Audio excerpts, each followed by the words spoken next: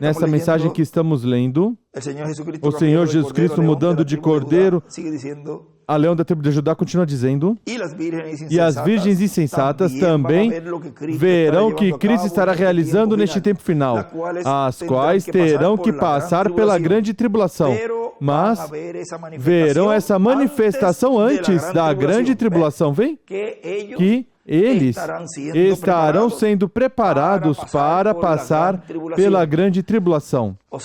Ou seja, que a terceira etapa, no cumprimento da visão da carpa, estará, de um momento a outro, se entrelaçando a esse mundo denominacional, porque já aí estaria marcando uma etapa importante no programa divino, porque aí seria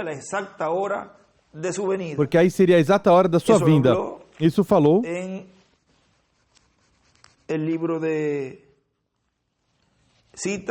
no livro de Citações. Vamos buscar aqui rapidinho o parágrafo. Página 10A. Vamos ver se é esta. Sim, página 10A do livro de Citações, parágrafo 99. No mesmíssimo minuto que esse mundo denominacional de fora começa a receber essa mensagem, essa é exatamente a hora da sua vinda. Quando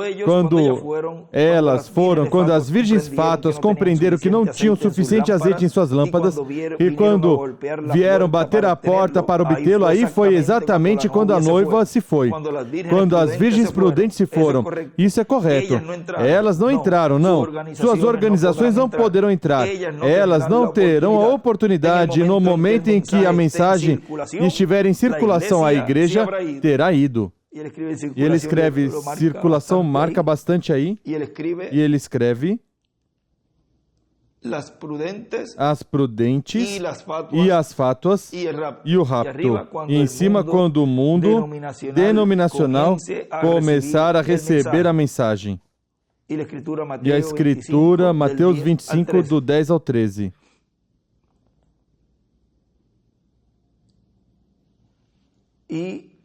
E isso é o que estará ocorrendo no cumprimento da terceira etapa, o qual ocorre antes de começar a grande tribulação. O mesmo que é para Israel. Para os 144 mil que eles dizem, o irmão Branham diz que eles receberão, ou seja, verão e serão selados antes de começar a grande tribulação. No livro dos selos, isso está na página 359 do livro dos selos, da mensagem, o sexto selo. Isso acontece antes de começar a tribulação. Ou seja, são chamados fora antes. Eles também lutarão com Deus até que os 144 mil das 12 tribos de Israel sejam chamados e tirados para fora. Isso acontece justamente antes de começar a tribulação. Quem é que são chamados e são tirados? Quem faz este trabalho? Os ministérios de Moisés e de Elias. Ou seja, que esses eventos estão sendo prometidos ou foram prometidos que ocorreriam antes de começar a grande tribulação. Como também, antes de começar a grande tribulação, também a igreja noiva estará sendo preparada para o rapto.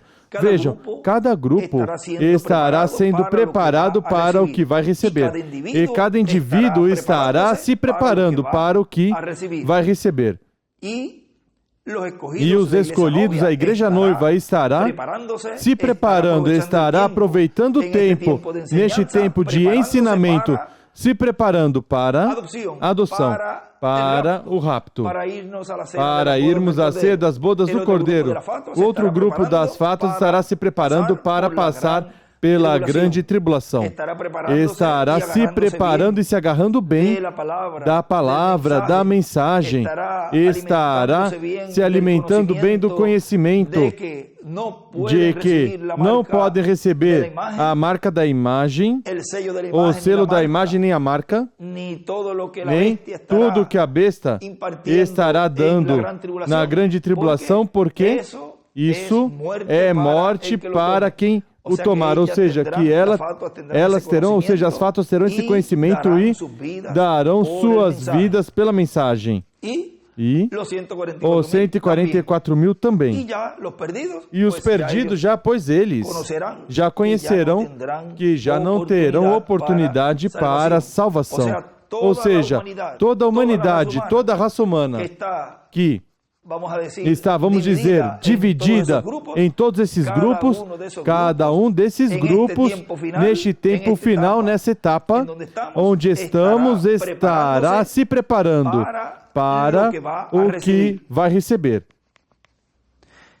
Continua dizendo, os judeus também vão dizer, isso é o que nós estamos esperando, mas ele não vem por eles, mas que vem pela sua igreja, vem? Aí também inclui os judeus. Continua dizendo, se o mundo vai ser impactado, estremecido por essa terceira etapa, em alguma forma, vai ir entrando gradualmente. E de momento, quando já estiver preparado o caminho para essa manifestação e Cristo terminar sua obra de intercessão no céu, vejam como o caminho Deus o esteve preparando para chegar a essa parte culminante da visão da carpa, ou essa parte culminante de quando Cristo sair do trono de intercessão, porque veja, continua dizendo, quando já estiver preparado o caminho para essa manifestação em Cristo terminar sua obra de intercessão no céu, saia do seu trabalho como sumo sacerdote e cordeiro, porque já terá chamado e juntado todos os escolhidos em seu corpo místico de crentes. Depois, reclamará o livro selado com 7 selos, que é o livro da vida, que tem a seção do livro da vida do cordeiro, e a outra seção o tomará, o abrirá no céu e fará sua obra de reclamação. Trará esse livro à sua igreja.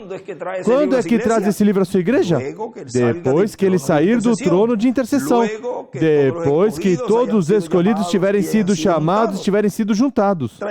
Trará esse livro à sua igreja, para o qual terá que ter um ministério sendo operado no meio da sua igreja. Porque não fará nada o Senhor sem que antes revele seus segredos aos seus servos, seus profetas. E aí é que se perdeu para algumas pessoas esse ministério, o qual esteve na terra em nosso amado irmão e amigo William Souto Santiago. Daí se perdeu, e aí então, daí perderam, e daí então ele pensa, ele tem que vir adotado, ele tem que vir cumprir tudo isso, e tem que parar em pé e pregar e nos trazer toda essa revelação, e tem que nos falar tudo o que necessitamos para a fé de rapto. Tudo isso está sendo cumprido, irmãos e amigos que me escutam. Tudo isso Deus já está cumprindo, agora no presente. Tudo isso Deus está cumprindo por meio do instrumento que Deus tem nesse tempo. Porque não fará nada o Senhor sem que antes revele seus segredos a seus servos, os profetas. Sempre Deus tem que ter um instrumento pelo qual Ele atuar. E como Deus é o Deus dos espíritos dos profetas, Ele pode colocar em uma pessoa o ministério que Ele deseja colocar e operar.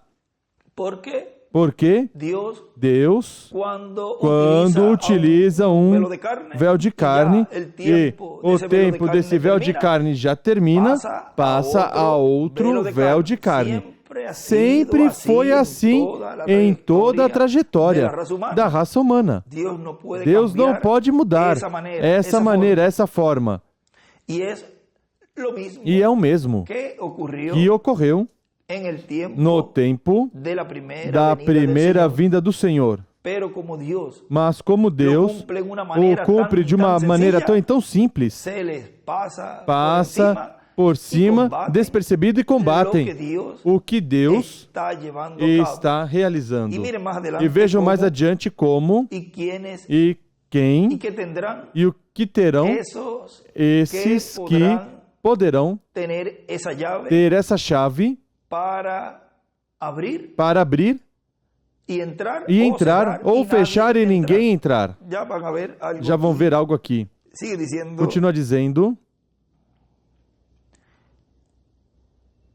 para o qual terá, a última frase, para o qual terá que ter um ministério sendo operado no meio da sua igreja, porque não fará nada do Senhor sem que antes revele seus segredos a seus servos, os profetas. Portanto, haverá um ministério em sua igreja profético, que poderá receber esse título de propriedade e, consequentemente, estará recebendo automaticamente toda a igreja noiva do Senhor Jesus Cristo, que estará representada no instrumento que Deus terá para o último dia, assim como cada era esteve representada no mensageiro de cada era, que recebeu a mensagem, a revelação para cada era, e a deu ao povo, e consequentemente o mensageiro com o povo se tornaram a palavra para aquela era. Para cada era, assim foi. Eu estou, e mais adiante, dessa mesma mensagem, outro parágrafo diz: eu estou como dizia Josué e Caleb, como dizia Caleb, que estava tão forte como no dia que começou.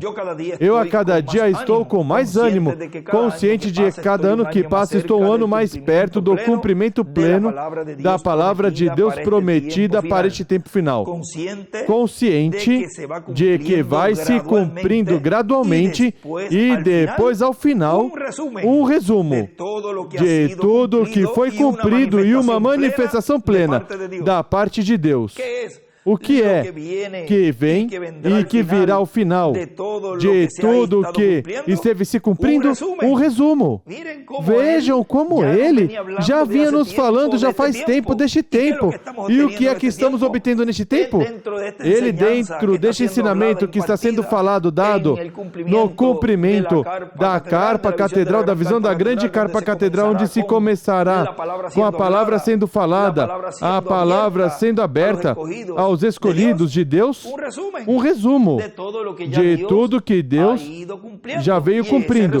E esse resumo é o conteúdo do ensinamento, o qual traz os 7 trovões de Apocalipse, capítulo 10, o qual traz a fé de rapto. E continua dizendo: eu me sinto como Josué e Caleb. E tu, Miguel,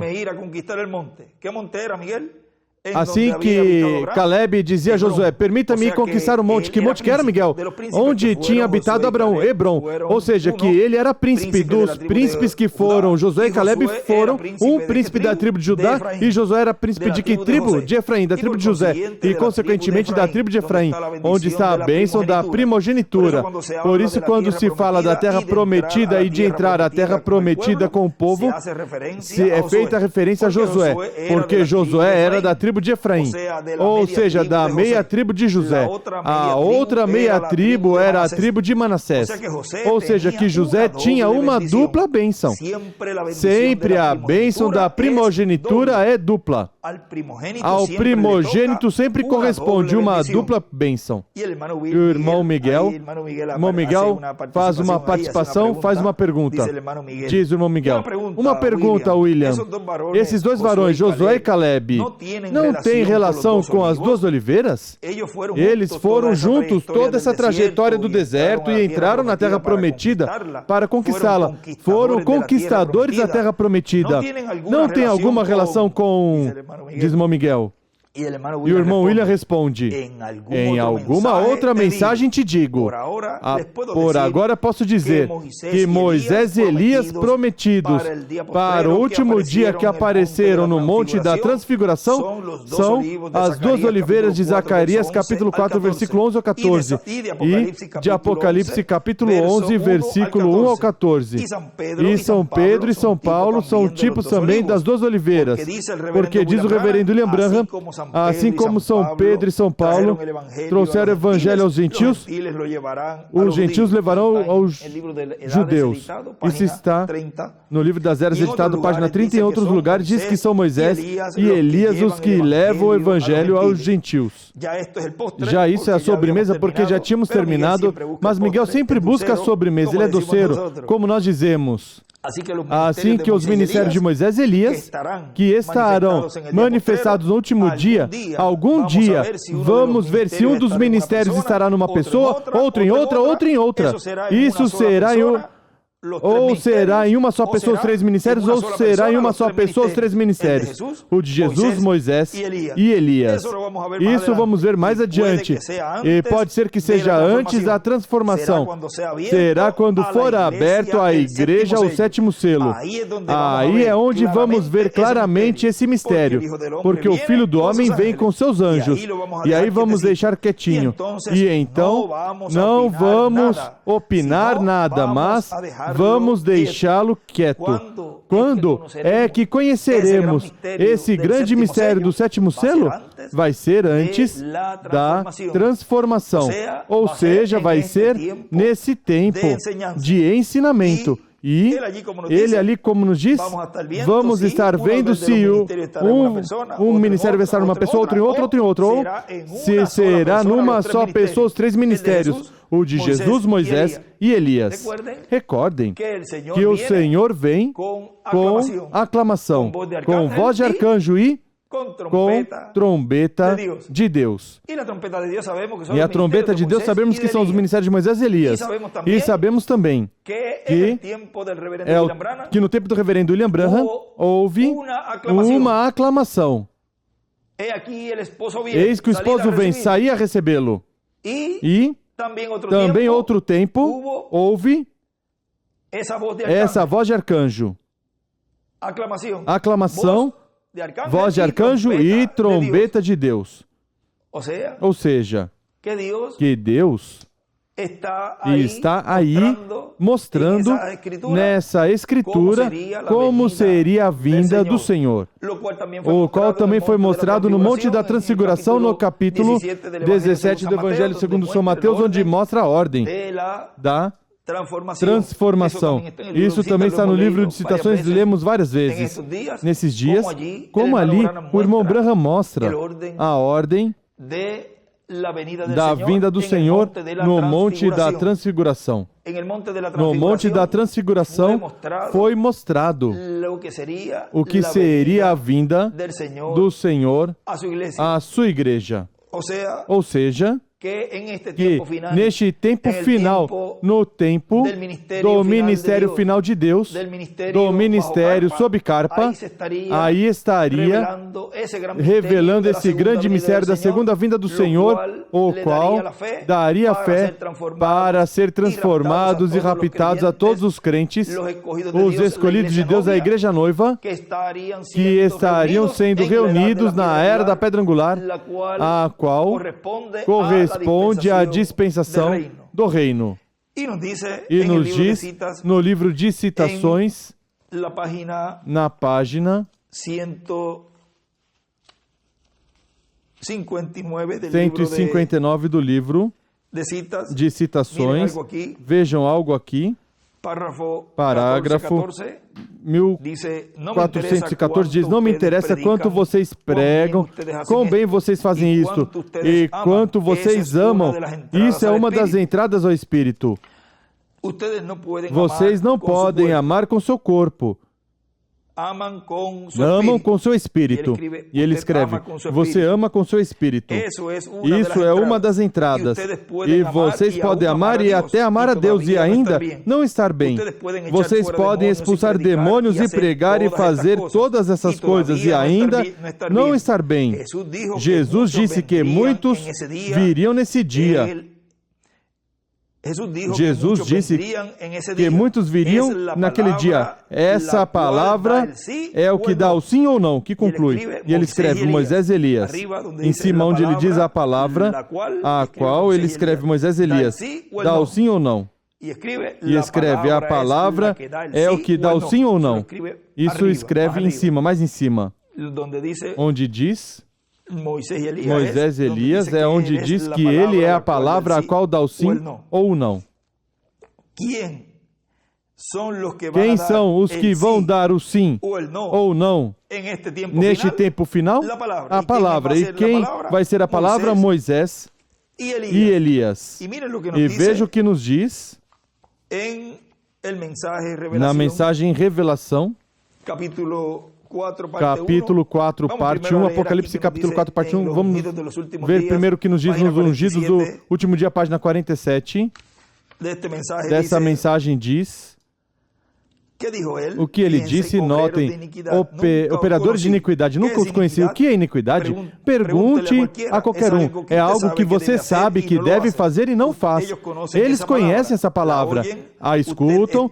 Você está escutando essa fita, está escutando essa mensagem. Você vê o Senhor dizê-lo assim. E ele escreve, iniquidade é igual a algo que você sabe que deve fazer e não faz.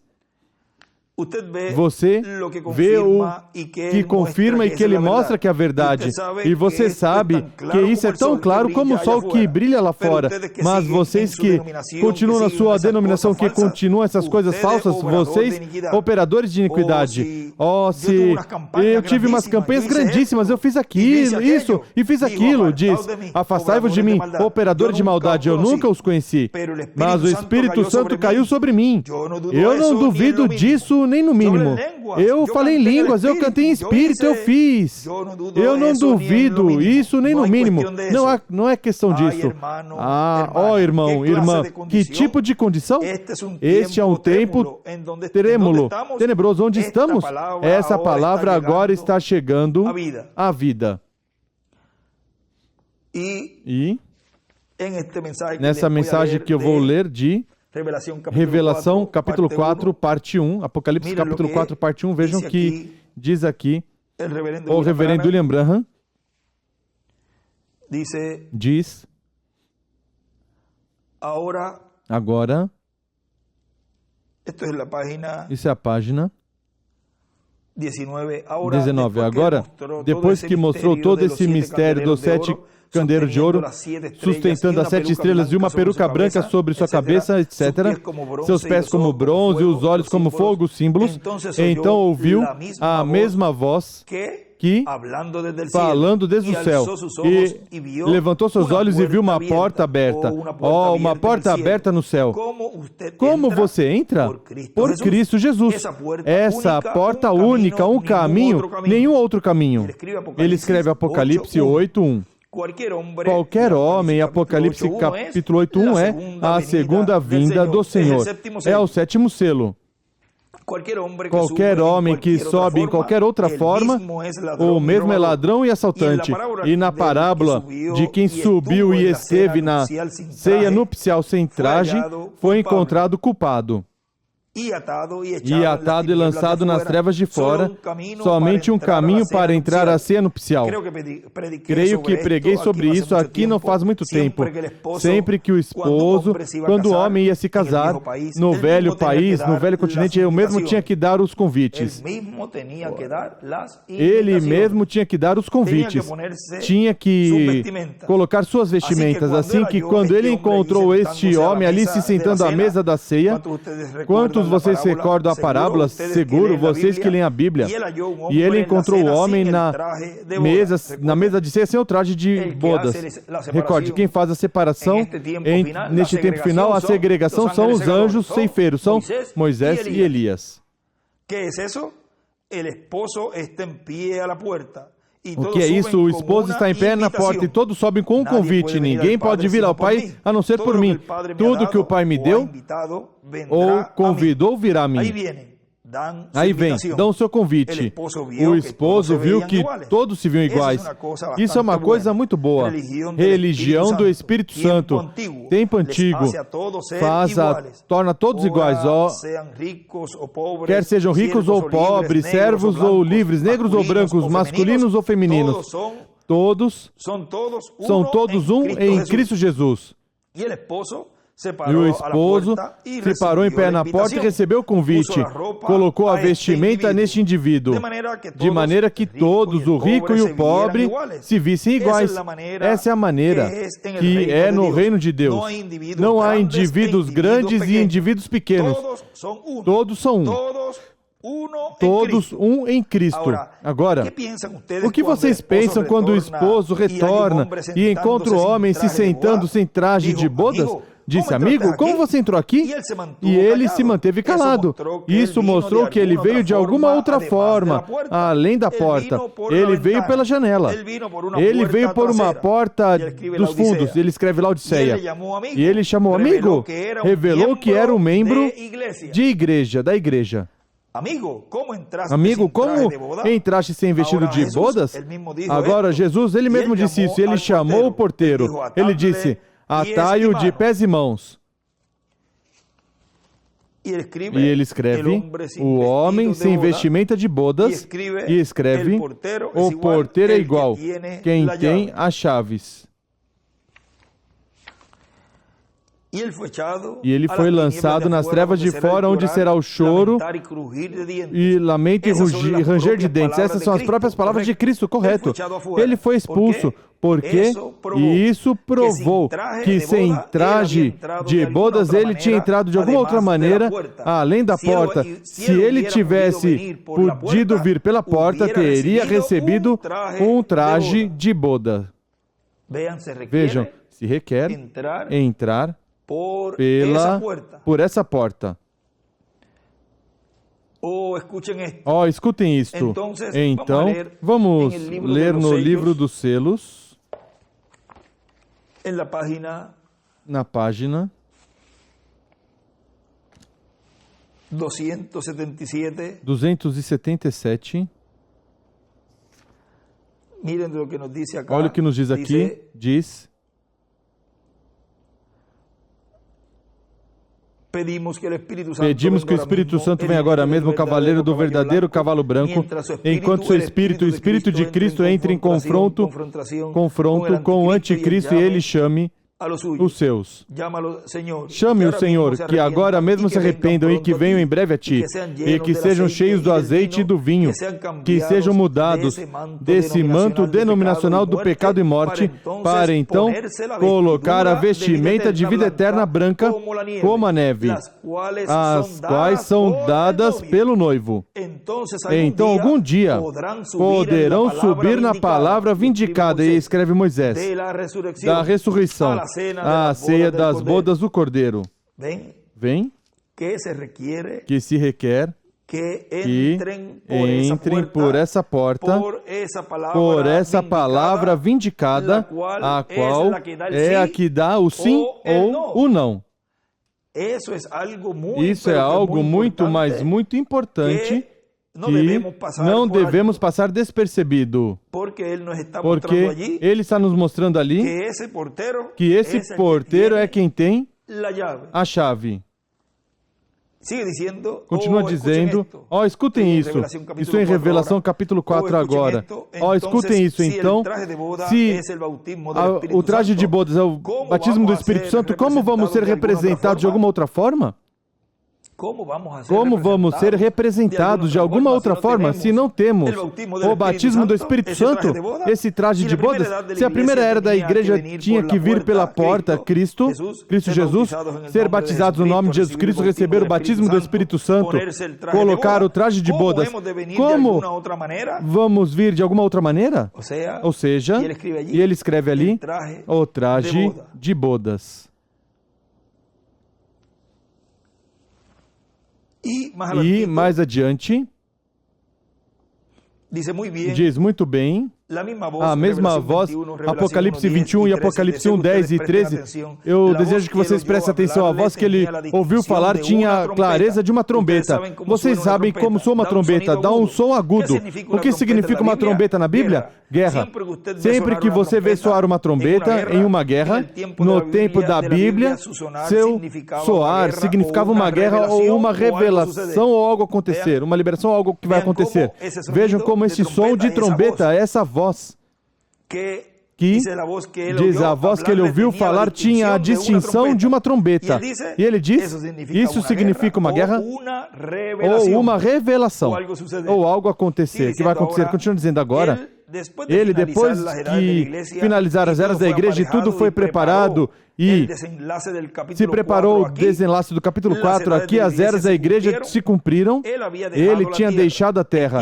Entendam, recordam, a voz que falou por trás dele nos 7 candeeiros de ouro, a obra estava terminada. E agora, essa mesma voz estava soando no céu, estava falando no céu. O que era isso? Ele tinha redimido o seu povo, sua obra terrena tinha terminado. E ele estava em glória, chamando João. Sobe aqui. E estamos, recordem, em uma era celestial. Isso vai se sentir como gritando em véspera de ano novo. Ó, vai, aí o tem, vem. Pronto, sobe aqui. E ele escreve, a grande trombeta. Ano novo é igual do jubileu. Guerra, este é o desenlace, o cenário da grande batalha. As pessoas que rejeitaram a mensagem de Deus, rejeitou o Espírito Santo, o mensageiro das 7 igrejas. Quem tinha rejeitado essa mensagem da sua graça, não lhe restou nada, mas o juízo estava pronto. E ele escreve as pragas. Enquanto ele estava agora se preparando para derramar as pragas sobre a terra, sobe aqui. E te mostrarei. Ele escreve embaixo, Apocalipse 11. Moisés, Elias e as pragas.